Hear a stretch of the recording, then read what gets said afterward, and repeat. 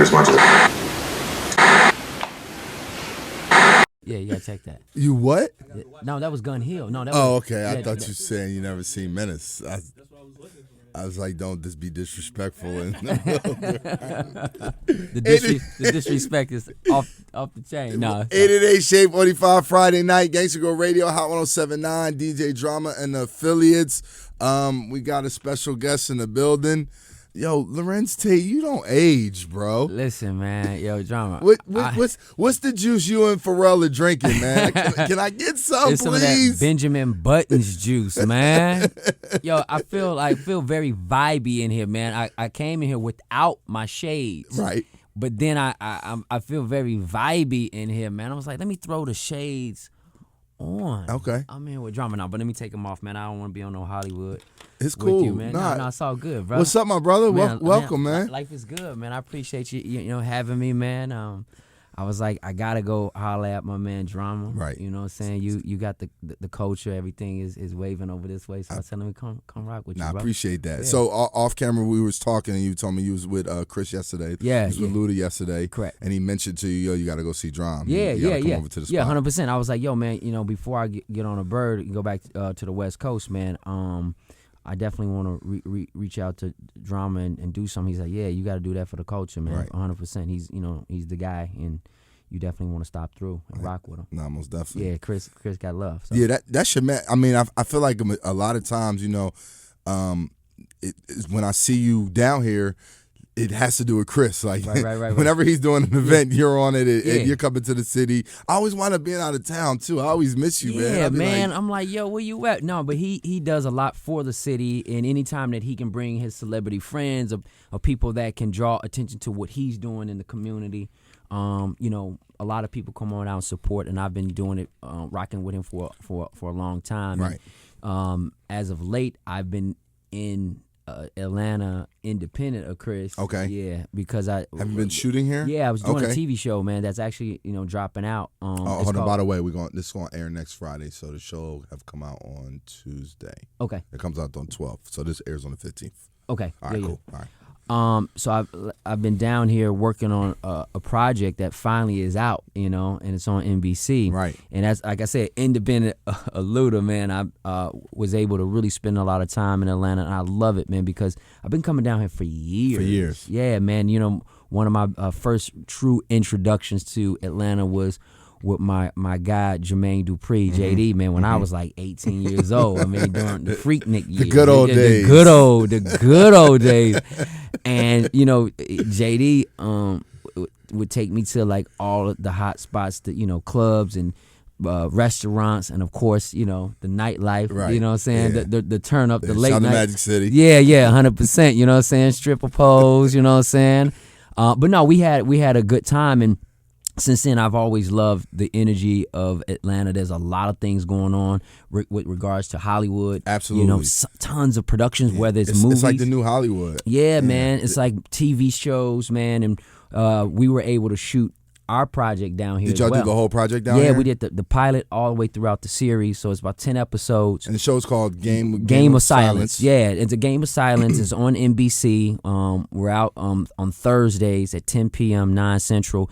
And it's an hour drama, no pun intended, that is about these childhood friends who hadn't seen each other 25 years. Early on in their life, they were a part of a youth, well, not a part, they went to a youth detention center, man. And in that youth detention center, man, a lot of crazy stuff went on, and they Right. kept this secret. They made a pact never to tell what happened. And so after that, as adults, that past resurfaces, and they decide to right the wrongs of that past. Mm-hmm. They're like, yo, we got to figure a way to address this. Mm-hmm. But one friend wants to do it in a legal way because he's a lawyer. Another friend is like, well, let's take the law in our own hands. My character is Sean, who's sort of in the middle of everybody. He's the guy that keeps everybody together. He's all about loyalty and unity. And he's like, no matter what we do, let's move together. Okay. So we ain't, messing things up. And he's a smart hustler. And I really like that because I got two brothers myself. Right. And I love that camaraderie. I love that brotherhood dynamic. Both your brothers are in acting. Yeah, they one is an actor. You guys probably seen Lamar in Barbershop and Don't Be a Menace. He played Pops and done a lot of other things. But my brother LaRon runs our production company. Okay. So we have Tateman Entertainment, and we're producing things from television to film to in the digital space. Is the character that you're playing on the show similar to you, or is it? Well, there's some similarities in the sense that he's a real loyal guy, and I'm a forward thinker as well. At the end of the day, how do we get things done? Right. And even with my brothers, I'm like, okay, we all have our own ways of getting from point A to B, but the reality is no matter what, we got to get to B. We can't stay on A. You know what I'm saying? Ain't staying on first base. We got to bring it home. So, I like that about this character in Game of Silence. And we,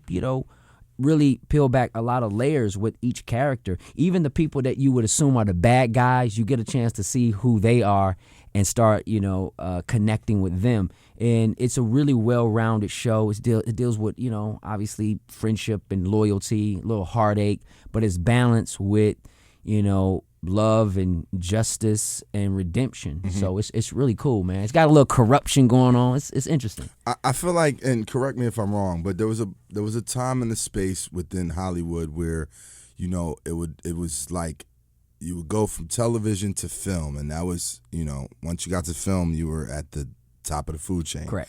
And now, and I'd say in the last, decade or so, a lot of people who have careers in film respectably go to television for outlets, and television has become a platform that hasn't been looked at in the same as it doesn't feel like a downgrade as much as it may once have seemed in time in Hollywood. Being a film star yourself, and then going on to do a television series and so forth. We're watching the same thing with Empire and Taraji and Terrence and so forth. Yeah, you're absolutely right. Hollywood at one point, movies are bigger than life. And so when you did TV, there was two different kinds of businesses or two different kinds of careers. You couldn't be a TV actor and a film star. It just didn't bode well. But now you are able to do a combination of them because a lot of filmmakers are now doing TV shows. They're directing TV shows. There's a lot of producers that have come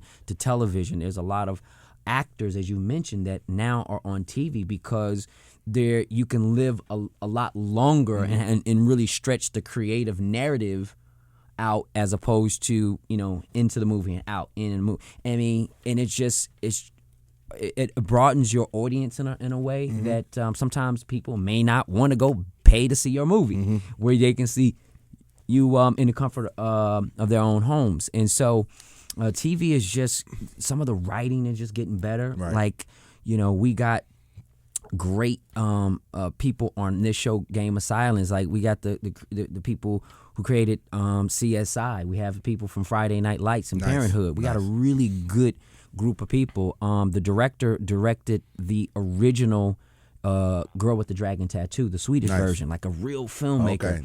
So you got people that are coming in to do things in television. I haven't seen the Swedish version. Yeah, it's heavy. Okay. Like the Swedish version is official. Okay. Arguably better than the American one. But I feel like I tend to lean towards cable television as an actor. I did a TV show with Dennis Leary called Rescue Me, where we played firemen. I also worked with Don Cheadle on House of Lies, and this show felt very much so like a cable-like show. Okay. So yeah, I'm happy to be doing television. At one point, I was stuck in that whole artistic vibe, like, yo, I only do movies. Right. I have my boys like Omar Epps, who was on House, and my man Mekhi Phifer, who was on ER forever. They was like, yo, bruh, what's happening? And I would go over to their house, and I'm like, yo, they got a new wing over at this side. They done blew out walls, and I said, okay, I got the memo late. Let me just let me give it, but it's also good. It's just a lot more diversity going on in television, and there's a little bit more opportunities for us right now. Do you guys have like a sort of camaraderie, like yourself, Makai, Omar, who can we maybe Morris, like Morris, a group of actors who have kind of made it through generations to an extent, and you look at the 90s and some of those classic films. I mean, you were really part of like a resurgence in black movies, and right. To where we are today. Like, what's that like for you? And then what's that like for you and the guys, to be a part of that elite class? Oh, man, thank you. It feels great, man, because we were doing different kinds of things. And, there wasn't just one genre. Right now, Hollywood seems to want to do one genre at a time. You can do comedy right now, or you can do faith-based, and you can do, civil rights. But right now, that's what it feels like. Back in the days, we did a combination of them all. You can, from Ice Cube doing movies to, Omar, Pac. You just had all kinds of people. Tyrese. It didn't matter. You had everybody doing different kinds of movies, and we sit around. We talk about finding a way to do more of those movies, but it feels like the Hollywood, people who are in those boardrooms have to be a little bit more open, way more open. And I think it starts with being diverse in those rooms. And to understand that we don't have to do one project or one genre at a time. Right. We definitely need to do more. Right. And, mainstream moviegoers don't just represent one demographic. It's everything. So they have to definitely be responsible and at least open-minded to understand that. And I talk to those guys. I mean, we sit around. I was on the phone with Omar Epps not long ago, and with Nia Long not long ago. I talked to Morris Chestnut. We play ball sometimes together, and I talked to Tyron Turner, who played Kane in the movie Menace with me. He played, my right hand in that movie. We also talked to Jamie Foxx. We all sit around and try to figure out, like, what are some of the ways we can get back to doing those kinds of things. And, it's important for us to do it. Do you think the way the Oscars tried to handle the backlash with the jokes and, some of the themes that they went into during the show with Chris Rock, was it awkward, or was it, did they? Well, it was, that whole thing with Chris Rock being up there, he was caught between a rock and a hard place because, he has to service what he's doing, but also make sure that he's representing what the call of action, or to, like, at least point the finger or allow, the Academy to look at themselves in the mirror. Right. Not necessarily point the finger, but just like, this is a problem. This is an issue. But I feel like, as opposed to, I thought the boycott idea, I understood it because it made them start thinking, okay, we got to make some changes. But beyond the Oscars itself, I'm always an advocate about saying, what about the people who make the movies and the TV shows to be even? You can't even have an award show without having the content. Right. So you got to go to the content. If there's not movies out there, we gotta continue to push for more diversity in the boardrooms, man, and do things differently, man. So we wouldn't have to boycott. You know what I mean? Larenz Tate is here. When you go through the airport or walk down the street, what would you say the movie that comes up the most? Let me see. If I had to take a guess, strictly from men, I would clearly say it would be Menace. Yeah. Possibly from women, it would be Love Jones. Is that? You're absolutely right. I couldn't say there's no possibilities. It's 100%. You laid it out. Yeah, it's old dog. Yo, old dog. My God, man, that old dog is old dog, and then the women are like Darius Lovehawk. Right. And those are two, characters, roles that I was able to play that made a real impact on the culture. And at the time, I didn't realize that, but it was important movies for us, and I'm hoping that we can get back to doing those kinds of movies that are impactful. And, I know that we can and we should. That's deep. They just got finished shooting the Pac movie down here, actually. Right, I heard about that. Yeah, so that should be interesting. Yeah, man. I mean, you got movies like Straight Outta Compton. That movie should have been done. Right. We should have heard about what was going on with NWA. We should have been, knowing what's going on in terms of a movie with regards to Death Row and all that stuff.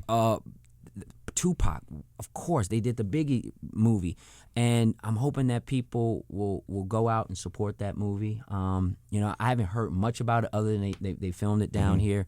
And what was your relationship like with Pac? Oh man, it was a brief, but Right. it was important.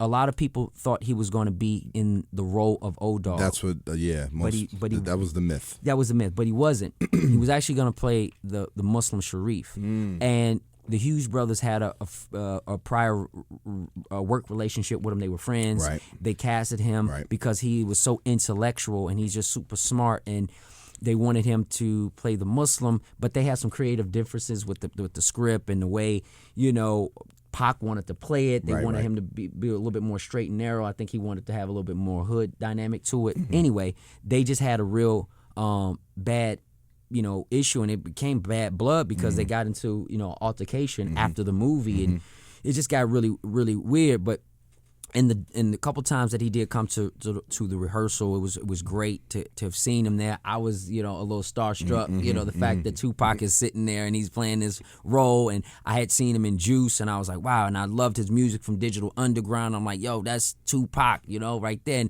and I was mind blown by how he played Bishop. So I was looking forward to him being in that movie, and I was really like disheartened when he wasn't, but we had to go and do what we need to do anyway.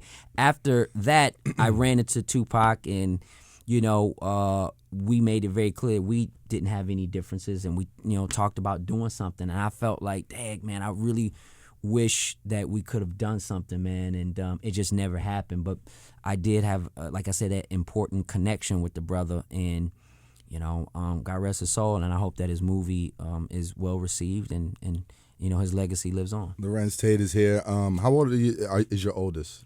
My oldest son is 9, Okay. and my middle is 8, and then we have a baby that's 2. I got all boys. So they haven't gotten to the age of appreciation what their father has done filmography yet. No, not yet. Yeah. They haven't. No, they see posters in my office, and they come up in my office, they kick in my door, and I'm because I always keep. They know Daddy's famous, yes. but they haven't. They're not ready for Menace yet. They're not ready for Menace, and they always say, "Dad, when can we watch that movie with you on the because you're younger there?" And then they see the one of their presidents, and I'm like, nah, because it's like we went to Vietnam and the crazy stuff we was doing. I was like, nah, y'all not watching that. And then Love Jones, and I'm like, yo, but. Dad is not kissing mommy and that, so I'm kissing another woman. There's a whole bunch of other things going on in Love Jones. So how does your wife deal with that? Man, she understands, man. She's a great supporter. I was obviously doing this before I met my wife, so she understands the dynamics, and is going forward. Yeah, going forward, she understands. She gets it. I'm going to play opposite women. I mean, and that's going to continue. That won't stop. So, I don't pretend or assume that she's just 100% perfect with everything, but at the same time, it's part of my work. This is what I've been doing, and what we have at home, we have at home. What I got to do at work is what I'm doing. Right. Don't look at it. No, I'm just playing. You've been a part of like a couple generations of hip hop now. Right. What do you listen to now? Man, I listen to some of everything, man. A lot of people new stuff. I listen to new stuff, man. I'm in the gym. I want to hear some trap music a little. Okay. I want to get that popping. But I'm a guy. I like old school. I'm an old school guys. Marvin Gaye, Isley Brothers, OJ's. It's interesting when I'm in the car with my kids in the morning, because I'm the dad that takes I want people to understand the presence of a father. Right. So I take my children to school every morning. I can't, I got the book bags and I'm going, but sometimes they're a little turned up. They're a little lit in the morning, so I got to chill them out. Okay. We only listen to classical music in the morning. Give us some little, some Bach, it's a little Mozart, just to kind of even them out. Whether, sometimes they want to listen to other things, but I'm like, yo, y'all need to have a little something else. And then we throw when they get out of school, I throw a little old school music on for them so they know what's up. Raise them up. Yeah, I feel that. Yeah, it chills them out. Love Jones 2, is that a reality? Is it? We're we're definitely talking about it. It's been 20 years. Yeah, so people are like, you and Nia Long kind of look the same, like yeah. and what happened to that relationship? And I gotta say, this is relevant based on the fact that we see a lot of dysfunctional stuff on television when it comes to relationships. Right now with social media, it seems like dysfunction is now replace, or I should say classy, or something that's rooted in stability is replaced with dysfunction, and dysfunction is like the new norm. Y'all have to deal with that in the movie. You know what I'm saying? Social media would definitely have to play a part in Love absolutely. Jones, so I felt like, this will be kind of interesting to see where they are and how they have either withstood the test of time in their relationship. And we've been talking about there's a real way to call of action to talk about doing this, get the right script, but also go to the studio and let them know that this is a viable piece of business. Most definitely. Because I can tell them, but it has to be something that really makes sense for the studio, and I believe it'll make money. What would be hot is a reboot as well. That's another option. You know what I'm saying? So we're trying to. I think we'd love to see a reboot of Menace as well. Yeah, but a reboot for Love Jones, I kind of feel like people would want to see the Darius and Nina in some capacity. You Definitely, know what I'm saying? I agree with that. So, we've been trying to talk about that for a while. Since you guys haven't aged, you couldn't play anybody's parents or nothing like that. No, man. We definitely got to do something. Nia is still fine. I seen her. We talked. I was like, wow, Nene, what's really happening? You got to touch a lot of fine ones, man. I'm going to leave that alone, though. Let's leave that alone. Drama. Larenz Tate is here. Yo, man. You guys raised me. I'm gonna keep it real with you. Appreciate Menace was one of my favorite movies growing up. When I met Omar, I told him it's because of that movie I became a DJ.